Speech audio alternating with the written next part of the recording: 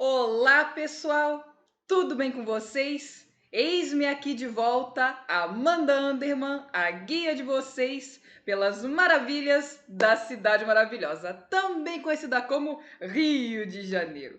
E, pessoal, estou eu aqui de novo gravando pela segunda vez o vídeo sobre o crescimento da cidade do Rio depois de 1808, porque, gente, me desculpe, mas sabe quando você grava um vídeo? Não sei se vocês já tiveram essa experiência, assim, nos vídeos que vocês gravam, mas sabe quando vocês terminam de gravar e depois de terminar você sente que falta alguma coisa? Pois então, eu senti isso em relação a esse vídeo, por isso que eu estou vindo aqui gravar de novo o vídeo para vocês e espero que agora vocês gostem ainda mais do vídeo do que na versão original. Então, pessoal, neste vídeo vamos falar sobre o crescimento da cidade do Rio. Eu devo dizer, a fase 2 do crescimento da cidade do Rio. E eu primeiro comecei a falar sobre o crescimento inicial da cidade do Rio no vídeo Construindo o Rio. Eu vou deixar nos cards aqui em cima, caso queiram conferir. Mas agora vou falar, digamos assim, da continuação do crescimento do Rio. E é por isso que o vídeo se chama Crescendo e Separando no Rio de Janeiro. Sim, como vocês já desconfiaram pelo título. Então, pessoal, para ir diretamente para o tema do vídeo, esse crescimento se deu de uma forma bem inusitada, como consequência da separação de um casal. Isso mesmo. Por isso, inclusive, que estava na miniatura escrito aqui embaixo, divórcio. Exatamente. Foi por causa da separação de um casal. Não é qualquer casal, não, pessoal. É um casal muito famoso, por sinal. Ninguém menos que Dom João VI e Dona Carlota Joaquina. Isso mesmo. Ai, mãezinha do céu.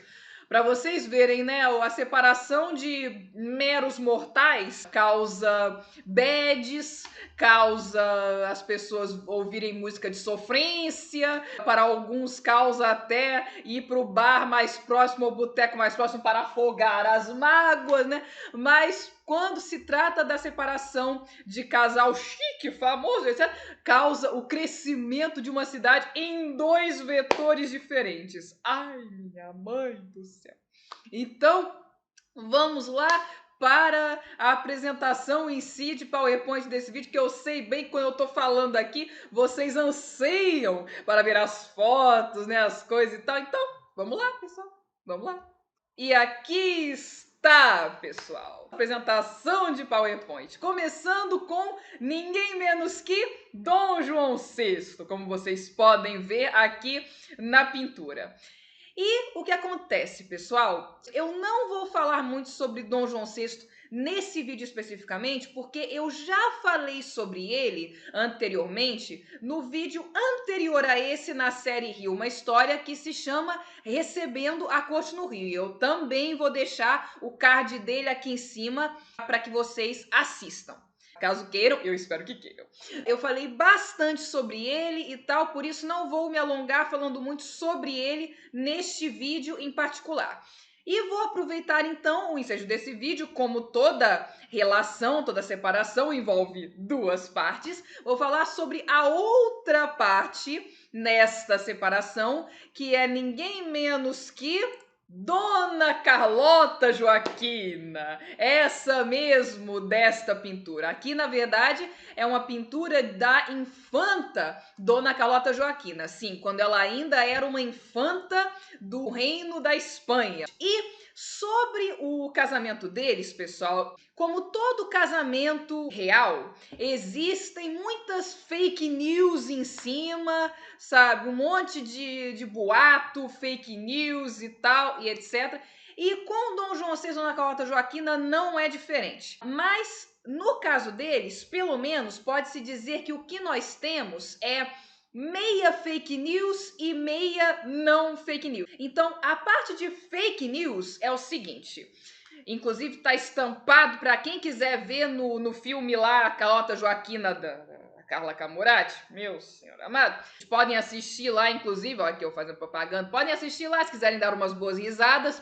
Mas o que acontece, pessoal? O filme, não só o filme, mas muitas fontes históricas dizem que o casamento deles, na verdade, desde o início não foi bem. Inclusive, dizem alguns, né, que, e como isso é verdade, ela tinha somente 10 anos quando os dois se casaram, eles se casaram em 1785.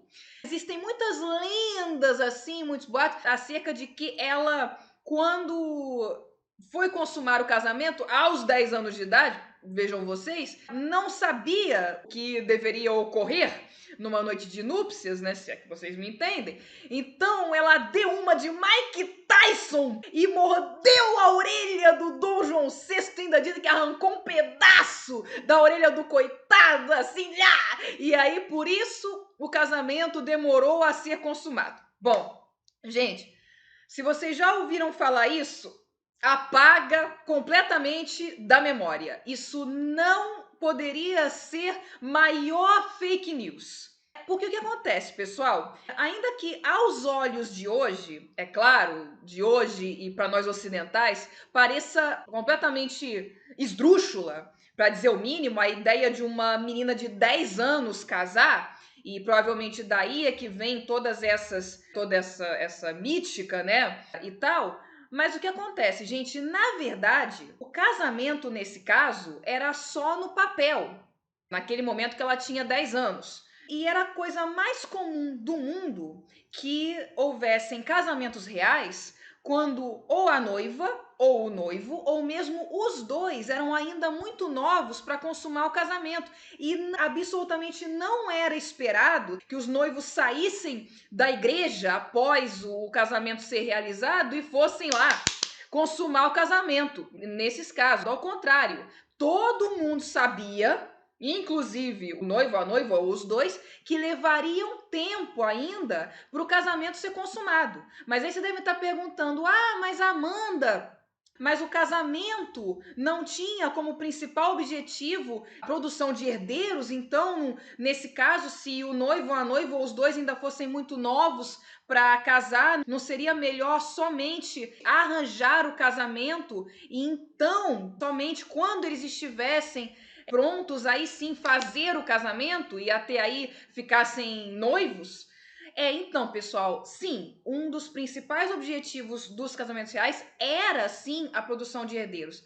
Mas, porém, contudo, entretanto, às vezes era para selar aliança política também. E às vezes o selamento, se é que existe essa palavra, da aliança não podia esperar até que o noivo, a noiva ou mesmo os dois estivessem biologicamente prontos para consumar o casamento. Então, fazia logo o casamento para selar, bem selado, a aliança política e esperava até que os dois atingissem a idade biológica para consumar o casamento. E tipo assim, deixa a produção de herdeiros para depois. Vamos cuidar do assunto urgente, que é o selamento da aliança nesse caso. E o caso de Dom João VI e Dona Carlota Joaquina foi exatamente um desses casos. Por isso não foi consumado. Esperou-se até que ela, em especial, ele estava em pleno vigor lá com seus 19 anos, mais do que pronto para consumar o casamento, ela é que não estava, coitada. Então esperou-se até que ela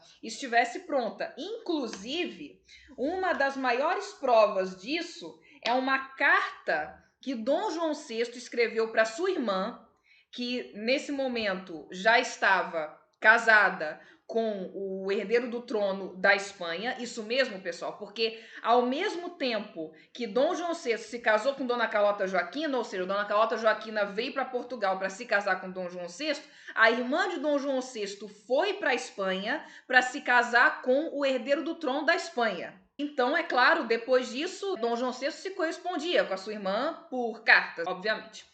Então, numa das cartas que ele escreveu logo depois de ter casado com Dona Carlota Joaquina, ou seja, como eu disse anteriormente, ele tinha 19 anos de idade, enquanto que ela tinha somente 10, diz o seguinte: faltam muitos anos até que eu possa estar com ela, o que é uma tortura. E aqui estar com ela, vocês entendem o que eu quero dizer, né? O que é uma tortura. Vocês imaginem, né, pessoal? Um jovem aí com 19 anos, em pleno vigor e tendo que esperar. Vocês imaginam? Por enquanto, não podemos ter prazer. Olha aí, mais um indicativo. Por ela ser tão nova e seu corpo tão pequeno. Ou seja, ele já estava ciente que ia levar um tempo. Mas virar o tempo. E essa aqui, quando eu ri, já tô começando a rir, porque ele diz o seguinte: eu tô lendo aqui o trecho da carta, então não sou eu que tô inventando, tá, pessoal? Mas virá o tempo em que brincaremos. E aqui ele não está falando de brincar de amarelinha, de brincar de esconde-esconde, de brincar de jogo da velha. Eu vou deixar aqui nas entrelinhas, viu? E crianças e adolescentes que estejam assistindo esse vídeo com a devida permissão dos seus pais, perguntem para eles o que eu tô deixando aqui nas entrelinhas e eles vão explicar tudo direitinho para vocês, ou então quando eles acharem que devem, tá? E finalmente ele conclui com: então serei feliz. Ai, ai, pobre sonhador. Ai, meu Deus. E por que eu tô dizendo isso? Bom, pessoal, o casamento deles, como vocês já viram, não foi de forma alguma um casamento problemático logo de início. Muito pelo contrário. Fizeram o que era esperado deles, provavelmente não morriam de amores um pelo outro, até porque era um casamento arranjado, mas produziram herdeiros, inclusive bastantes herdeiros. Só de memória aqui, no mínimo 3 meninos, contando o primogênito, Dom Pedro I e Dom Miguel, uma quantidade razoável de meninas também, então tinha bastante herdeiros aí, que eles fizeram até de sobra. Então o casamento no início foi nos conformes. Porém, com o tempo, o fato é que o casamento começou a se azedar. Isso aí já é fato mesmo, só não foi desde o início. E isso se mostrou explicitamente ainda em Portugal em 1805. Quando Dom João VI, por conta de todas as pressões que estavam em cima dele, isso vocês saberão se virem o vídeo recebendo a corte no Rio, ele teve um surto de depressão e por isso ele se afastou da corte por um tempo. E cá entre nós, quem é que já não teve vontade, depois de estar com 1001 coisa na cabeça, cabeça a 1000 por hora, estressado, sobrecarregado e tudo, quem é que não sentiu vontade de, sei lá, ficar quietinho um pouquinho, sabe? Enfim, até ir para outro lugar, muitas vezes assim, meio do mato, uma fazenda ou uma cidade mesmo de interior para, sabe, arejar a cabeça, quem nunca, né? Então ele justamente fez isso. Mas Dona Carlota Joaquina, ai, minha mãe, aproveitou o ensejo da situação e tentou destronar o marido e ela mesma se tornar regente de Portugal. Ai, vocês podem ver aqui que é a dona de uma personalidade forte, né? Ai, vocês sabem, né, que existe o clichê de espanhóis com personalidade forte, né? Bom, esta daqui fazia jus ao clichê. Meu Deus do céu. Mas Dom João VI, felizmente, descobriu o que estava acontecendo, mandou todos os responsáveis para a cadeia e desde então passou a viver separado da mulher. Aí é que eles começaram a viver separados de corpos. Porque, né, pessoal? O casamento deles, assim como todos os casamentos da época, em especial os casamentos reais, foi feito pela Igreja Católica. E pela Igreja Católica, até hoje, inclusive, pessoal, não tem divórcio não, tá? Pela lei lá do catolicismo não tem não, tá? O contrato é mesmo até que a morte vos separe. E aliás, um casamento, ele pode ser sim anulado em pouquíssimos casos, entre eles, por exemplo, se o casamento não for consumado. Mas aqui absolutamente não era o caso e tinha herdeiros para provar que o casamento tinha sido mais do que consumado. Então, meu filho, era a separação de corpos mesmo. Mas enfim, eles não foram os únicos a fazerem isso, não foram os primeiros nem foram os últimos da época. Um monte de casais, principalmente casais reais, leia-se príncipes e princesas e tal, quando não suportavam mais um ao outro, simplesmente separavam de corpos,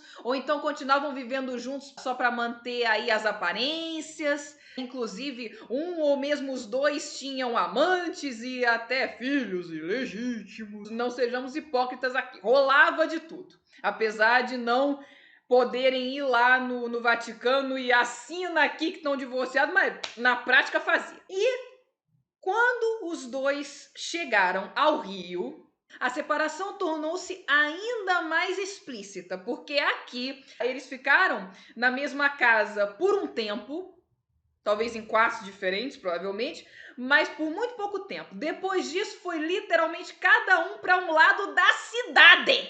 Não foi assim no mesmo bairro, na mesma rua, nada, não. É cada um pro lado da cidade. Pra você verem o quanto que estavam desgostosos um do outro. Mas antes de eu falar sobre eles, eu trouxe para vocês aqui esse mapa da cidade do Rio de Janeiro. Isso era o que estava faltando, até porque eu vou mencionar daqui para frente vários bairros da cidade do Rio de Janeiro, e isso vai ser especialmente útil para aqueles que não moram no Rio de Janeiro ou que nunca estiveram no Rio de Janeiro, nunca ouviram falar ou já ouviram falar, mas não tem ideia de onde seja cada um desses bairros, para vocês não terem que ficar imaginando no etéreo. Espero que pelo menos isso ajude mais um pouquinho. E, inclusive, se quiserem, se mais adiante no vídeo eu falar de algum bairro que vocês queiram voltar para esse mapa, podem voltar para esse mapa para ver onde é, ou até podem printar a tela com esse mapa e ficar com ele do lado para consulta. Enfim, como queiram. Inclusive, eu até vou fazer uma manobrinha aqui, peraí, que é para eu não tampar o mapa para vocês. Pronto, agora sim recomendo printarem a tela. Só não vai aparecer o nome Rio de Janeiro. Então, pessoal, o Rio de Janeiro, ele se compõe de Zona Norte, Zona Sul, Zona Oeste e o Centro. E para vocês que estejam se perguntando aí, Amanda, mas e a Zona Leste? A Zona Leste, que é o oposto da Zona Oeste, seria o mar. Então, essa aí é a Zona Leste. Por isso que não é, a cidade em si não é dividida, é o mar. Então, vamos lá. Aqui no mapa, aonde vocês estão vendo escrito centro, é aonde é o centro do Rio de Janeiro. E bem em cima tem uma areazinha destacada assim, logo depois, tipo um quarteirãozinho. Ali, pessoal, é onde fica o Paço Imperial, a Praça 15, etc., que eu já mostrei em outros vídeos, tais como o vídeo Construindo o Rio, por exemplo. E acho eu o vídeo Hidratando o Rio também. Então, pessoal, o Rio de Janeiro em si, antes de Dom João VI e Dona Carlota Joaquina virem para cá, se resumia à região em volta de onde nesse mapa está escrito Lapa e Centro. Essa região aí era a cidade em si do Rio de Janeiro. E só. O resto todo desse mapa, por exemplo, onde está escrito Maracanã, onde está escrito Tijuca, onde está escrito Copacabana, Leblon, Ipanema, Gávea, tudo isso era arredores da cidade ou subúrbio.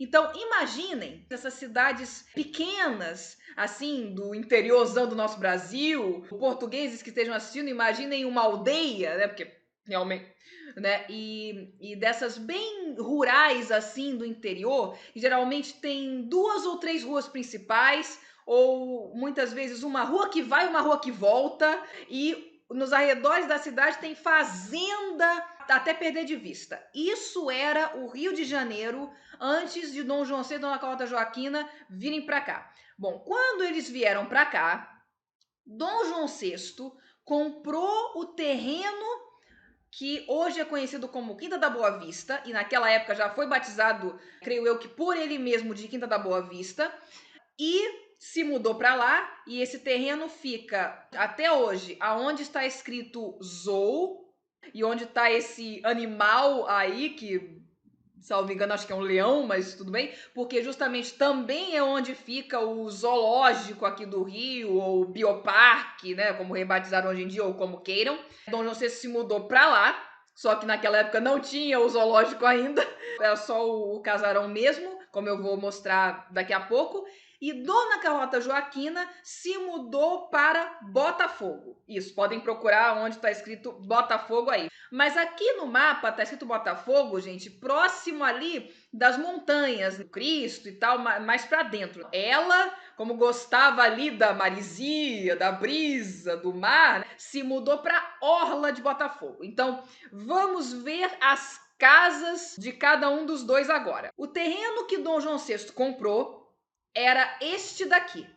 E o casarão era este daqui. Como vocês podem ver, nessa época não existia zoológico nenhum, era só o casarão mesmo. E isso aqui ficou conhecido como Quinta da Boa Vista, como até hoje, por sinal, existe o Parque da Quinta da Boa Vista e anexo a ele está o zoológico. São coisas separadas, mas uma do lado da outra, no bairro de São Cristóvão. Vocês não devem estar reconhecendo muito olhando assim, vocês devem estar pensando, mas Amanda, afinal eu tive no Rio já, por exemplo, ou Amanda, eu moro no Rio e vendo assim como era originalmente, eu não estou reconhecendo o local. O que é hoje em dia? Bom, hoje em dia, eis como é a Quinta da Boa Vista, ou melhor, o casarão da Quinta da Boa Vista hoje em dia. Estão reconhecendo melhor? Sim, pessoal.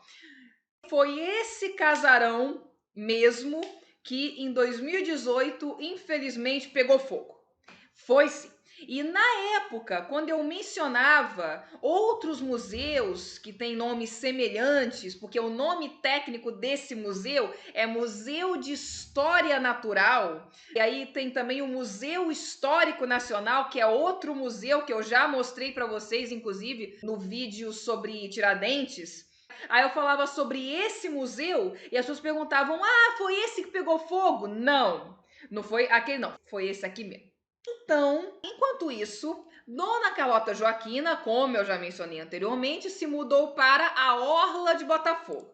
E aqui está a casa de Dona Carlota Joaquina em Botafogo. Uma casinha simples, sabe? Imagina! Além de tudo, como se não bastasse, né? Tinha um oratório, uma igreja, basicamente, privativa de Dona Carlota Joaquina. E isso era comum em fazendas, em grandes propriedades dessa época. E, inclusive, esse casarão não existe mais hoje em dia, mas a igreja privativa ainda existe. Pasmem vocês.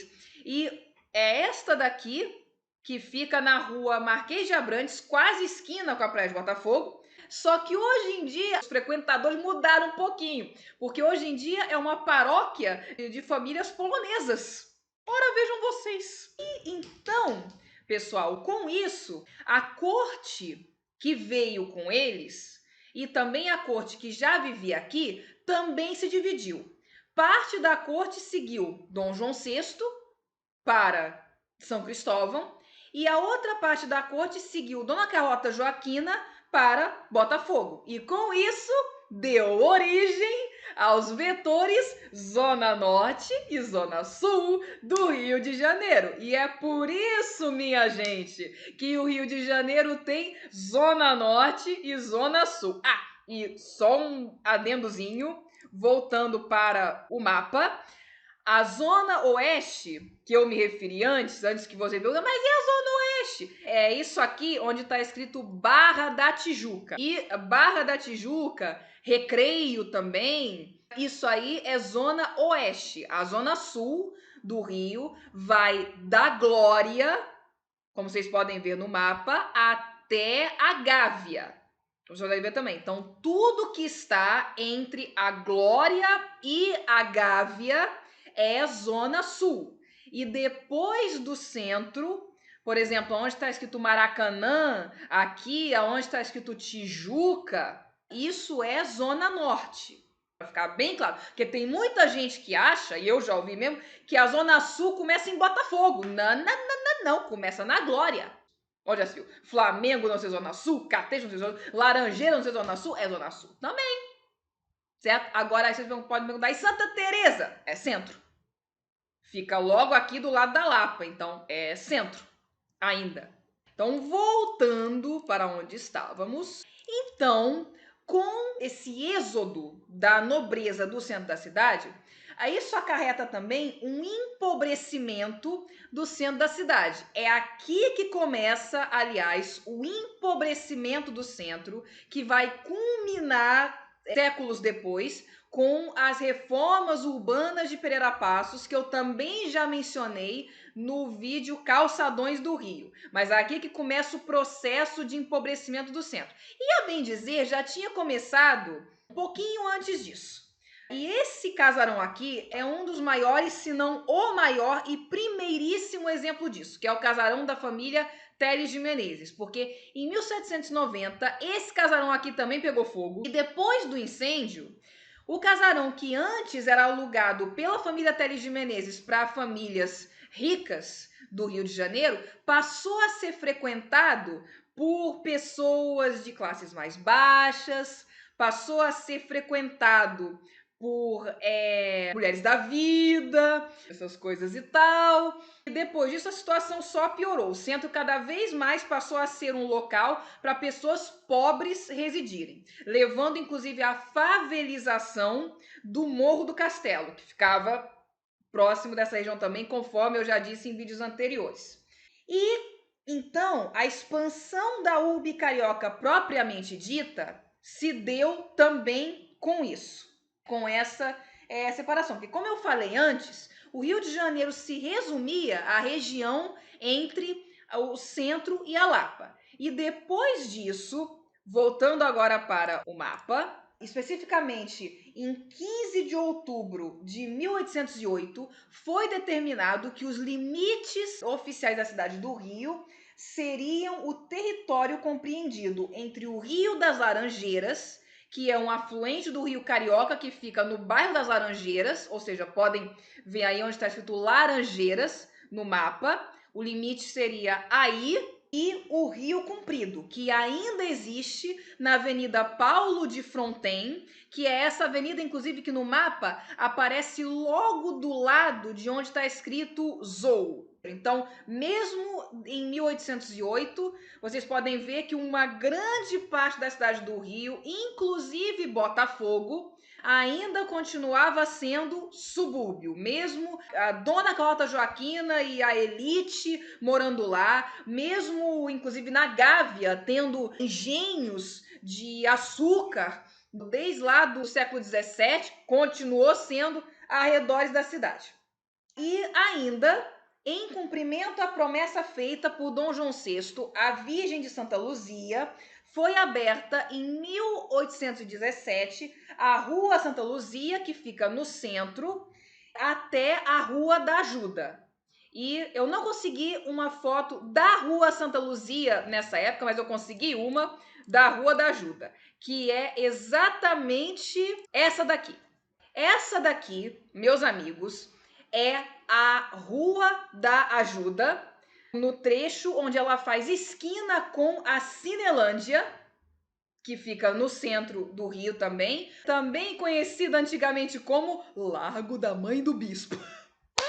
Inclusive, gente, as ruas do Rio tinham cada nome, gente, que você não tem ideia. É assim, de quando você tá jovem, você cair pra trás de dar risada. Bom, pelo menos eu, né? Mas eu aqui sou nerd de história assumida, então talvez seja só eu. Mas, enfim. E além disso, o bairro da Glória também começou a adquirir grande importância. Tanto é que o Boqueirão da Glória foi convertido em largo no ano de 1810 e uma muralha, ou melhor dizendo, um pier, foi construído na orla marítima, ficando assim a orla marítima mais adiante que a do Caminho da Glória. E todos esses melhoramentos no bairro da Glória permitiram que, passada a metade do século XIX, fosse construído ali o que está nessa foto aqui, que é o Mercado da Glória. Então, Dom João VI e Dona Cláudia Joaquina também abriram caminho para a construção do Mercado da Glória, que era um mercado de distribuição de alimentos e outros bens de consumo. Aí vocês podem estar perguntando, mas Amanda, eu moro na Glória, eu moro no Rio de Janeiro e eu nunca vi esse mercado. Mas Amanda, eu estive no Rio de Janeiro e eu nunca vi esse mercado. Bom, não à toa, né, pessoal? Porque esse mercado Infelizmente, ainda que ele foi inaugurado em 1858, mas ele foi demolido em 1904. Então, a não ser que vocês sejam, assim, pessoas muito bem conservadas, e aí, por favor, me passem a receita do formol que eu preciso para ontem. Vocês não viram, nem verão esse mercado. Mas, bom, graças a registros históricos e fotografia que já existia nessa época, nós podemos vê-lo, né, pessoal? Mas só assim mesmo. A não ser, é claro, que reconstruam, sei lá. Vai que, né? Mas aí, além disso, o bairro do Catete, o melhor bairro do Rio de Janeiro, fala sério, melhor que isso não tem. E eu não sou nada suspeita pra falar. Imagina! Então, o bairro do Catete também aumentava muito de importância, igualzinho à Glória. E tanto é que, em 1810, a rua Pedro Américo atual, que é essa daqui, quer dizer, na verdade, essa foto é do início do século XX, ok, pessoal? Mas foi aberta em 1810 e traçada através da chácara de Bernardo José de Souza Castro. E além disso, segundo relatos da época, o Catete ganhava importância porque povoava-se de casas nobres e muito belas. Agora não sou eu não, relatos da época. Eu adoro. E, inclusive, aqui está a Rua Pedro Américo hoje em dia. E aí, pessoal, o que acham? Os relatos da época estavam certos? O Catete era povoado e ainda é, ou era e não é, ou ainda é de casas nobres e muito belas? Podem dizer nos comentários que eu tô louca para saber. Ah, e antes que eu me esqueça, digam nos comentários também se vocês vivessem no Rio na época da separação de Dom José e Dona Carlota Joaquina, qual dos dois vocês seguiriam? Para que lado vocês iriam? Digam isso nos comentários. Eu adoraria saber. Vamos tornar esse canal mais interativo, pessoal. Comentem, comentem mesmo. E pode deixar, eu leio todos os comentários e respondo a todos eles. Então podem comentar que eu vou ler e vou responder. Vamos conversar nos comentários. Mas aí você tá perguntando, mas Amanda, só tá falando de Zona Sul, Zona Sul, Zona Sul, Zona Sul. Pô, e a Zona Norte? Eu moro na Tijuca, eu moro no Maracanã. Poxa, eu moro na usina, eu moro em São Cristóvão e eu aqui, a minha urbanização. Calma, pessoal, vou falar. Gorinha mesmo. Então, do outro lado, literalmente, Dom João VI tinha o plano de urbanizar não somente a área de São Cristóvão, como também a região entre o Campo de Santana, que era um dos limites originais do que se chamava de Cidade Velha, e São Cristóvão e a Quinta da Boa Vista. A esta região, não à toa, ele deu o nome de Cidade Nova. O projeto dele seria que ali fosse a Cidade Nova, em contrapartida à Cidade Velha, que seria os limites originais da cidade do Rio. E a região era um alagadiço que servia de rota de passagem entre o centro e as zonas rurais da Tijuca e de São Cristóvão. E, na verdade, a Tijuca continuou sendo zona rural, com muitas fazendas de café, inclusive, até que Dom Pedro II resolveu tirar a fazenda de café dali para preservar a floresta da Tijuca, que hoje em dia é a maior floresta dentro de uma cidade, se bobear, no Brasil. Mas até ali existiam muitas fazendas de café ali, inclusive não à toa que no livro Memórias Póstumas de Brás Cubas, o personagem que tá ali namorando uma menina que mora na Tijuca, a Eugênia, o Brás Cubas fala para ela que sou obrigado a descer. Ele foi para a fazenda deles na Tijuca refletir sobre a vida e a morte, etc., depois da mãe dele ter morrido. Então, não à toa, ele foi para a fazenda. E isso já era na época de Machado de Assis, ou seja, pleno Brasil Império. Então, ia levar um tempo ainda até que a Tijuca deixasse de ser zona rural também.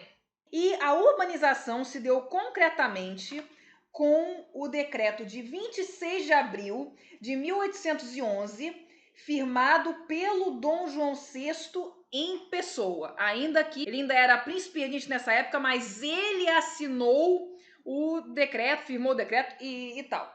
E com esse decreto, ali foi aberto o caminho do aterrado, ou o caminho das lanternas, como também era chamado, e sobre o qual a rua São Pedro da Cidade Nova alcançaria a Ponte dos Marinheiros, que é essa aqui da pintura, que servia de acesso ao Palácio de São Cristóvão, ou Quinta da Boa Vista.